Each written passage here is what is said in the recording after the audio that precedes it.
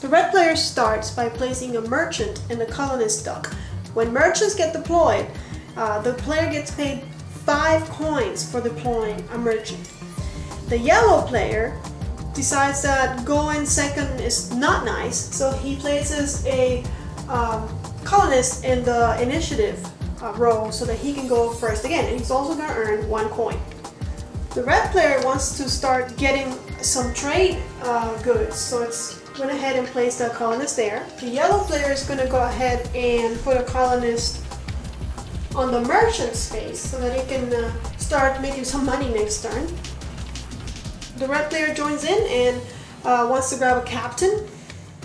The yellow player secures a trade good by placing his colonist in the second spot.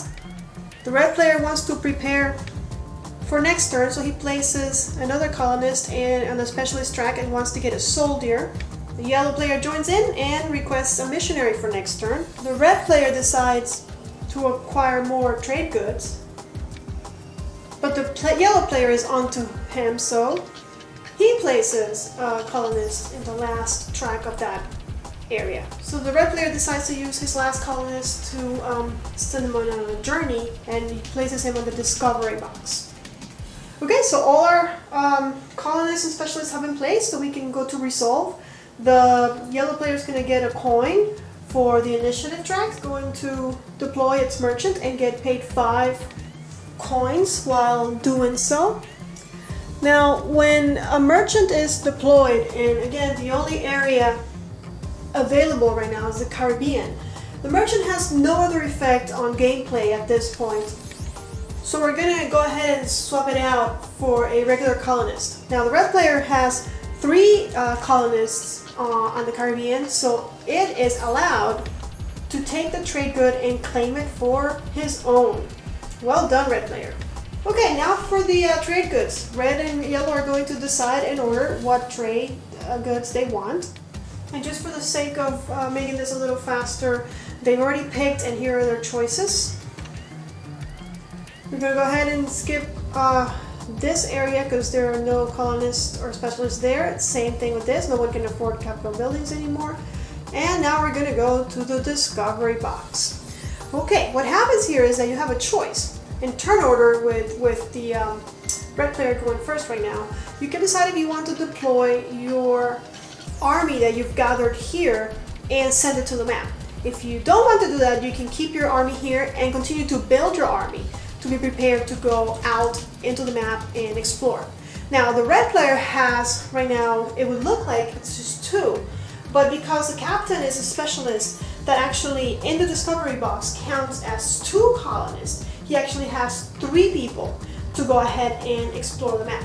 So just because I want to try it out, just give you guys a feeling of how it works, he's going to go ahead and deploy his guys, and we're going to decide a place in the map. Based on his trade goods, he picks Peru because he already has 1 silver at his side of the table entry. So with 3 colonists, we're going to go ahead and turn the tile over to see if there's a victory. Now, look at the top. There's 3, I guess, indigenous people attacking us. We have 3 against 3. We actually win. So we conquer this city. We're going to retain this tile. And at the end of the game, we're going to score the victory points shown at the bottom. And also, we're going to get money. If we had soldiers deployed, which we didn't, we only had a captain and a colonist, we would get the money right next to the helmet. If we had 2 soldiers, we get that money multiplied by 2. If we have 3, we'll multiply by 3. However many soldiers, so it's that money times the amount of soldiers you have. But on the bottom, we still get a reward. It's not as much, but we get 2 coins, so we'll take those. And we have successfully discovered Peru. Now, the guys that we deployed, they kind of went to war and fought the indigenous people, and they were victorious, but they go away. But we do get 1 free regular colonist placed in that area. So all we need is 2 more, and we can grab that silver that is going to be left alone, waiting for us to grab it maybe next turn, depending on how many people we send out to discover. So that's the discovery box. Now on to the specialist track. Yellow gets a missionary and a merchant, and red gets a soldier and a captain. We've done that, and those 4 regular colonists get put away in the back. Cannot use them anymore. Now for war, Still nothing there. So that's the end of all of the rows. Okay, now for income. The yellow player has 3 in a row, 3 goods that allow him to earn 1 coin, and then it has 2 trade goods, but it needs a 3rd one for it to be able to collect income.